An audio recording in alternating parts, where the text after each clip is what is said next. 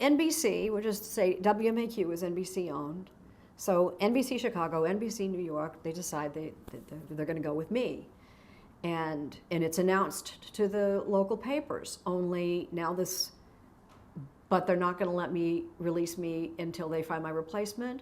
Weeks go by, June goes by, July goes by, August, until they finally release me. And frankly, I didn't know if they were going to let me go at all.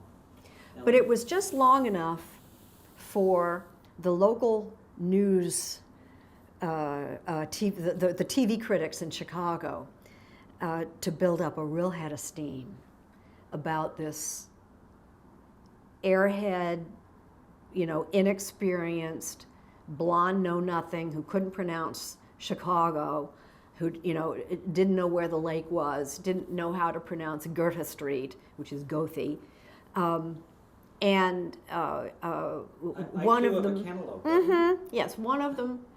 Gary Deeb said that I had the IQ of a cantaloupe. He got this from a WMAQ staffer. Now, at that time, the only WMAQ staffers I had met were the people who hired me. So someone who didn't know me, either that or Gary Deeb totally made it up, whatever. IQ of a cantaloupe, welcome to Chicago. But then a competition begins. So the Daily News TV critic says that I have compares me to a hood ornament. And the Sun-Times didn't say anything memorable, but it wasn't nice. And nonetheless, I arrive. And I'm looking for a place to live. Haven't started yet, haven't been on the air yet, but I'm looking for an apartment, and I need directions. And a parking lot attendant is the only person in sight. So I ask him for directions, and he recognizes me. And at first he recognizes me. And then he says, "Yeah, a new girl at Channel 5? Yeah. Poor baby. Poor baby." Oh, I was in over my head. Now, that wave of bad press, you think it was your age, your gender? What was it? I was from Indianapolis.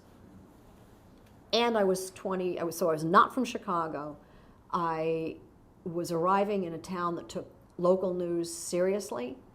Mayor Daley was still, in charge. It was a serious news town. It took journalism seriously, and they weren't happy with the happy talk. There was a lot to make local TV critics unhappy and gave them a lot to write about. And Gary Deeb was probably the first TV critic to kind of have a style of vitriol and sarcasm, and that was his style. Take no prisoners, and he was a good writer, and he took no prisoners. So I wasn't the only person in his the target, but it didn't bode well for the future of journalism if WMAQ was going to lower its standards to a 24-year-old girl. I had really long hair, and I was, 3 years out of college, and not an Illinois college, and I didn't study journalism, and I was, why? They hired me because I did test well. I was precocious, I was good on camera. I wasn't stupid, but they had a point, and I knew it. I met people in television as I was coming up very young who were in a similar kind of situation where they were in positions beyond their years and tried to fake it, and kind of put on, airs, kind of acted the part, and I didn't.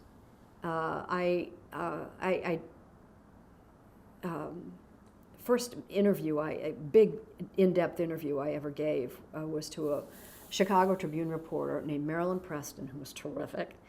And I told her the most interesting thing about me is my job. It was, may I be the first to tell you, that, if you really want to look into my life, you're going to find out that my mother's name is Mary and my father's name is Dick, and I have a sister named Ann, and that I was a cheerleader in junior high school, and I was a speech and debate champion, and that's probably about as interesting as it's going to get. So don't bother looking for depth. You won't find it. But let me be the first to point it out. I was, from a public relations point of view, I had really naive but on-target instincts. If the local press had set the bar for my appearance really low, I wasn't going to try to fool Chicagoans into thinking that, I was this whiz kid. I was going to say, I am who I am, and I'm young, and I'm from Indianapolis, and I love Chicago, and I'm so happy to be here, but, boy, this is a news town, and I'm humbled by it, and Floyd Calvert is such a giant, and I'm really, it was very Midwestern, honest, and perhaps disarmingly so. So that when I went on the air, I was a hit.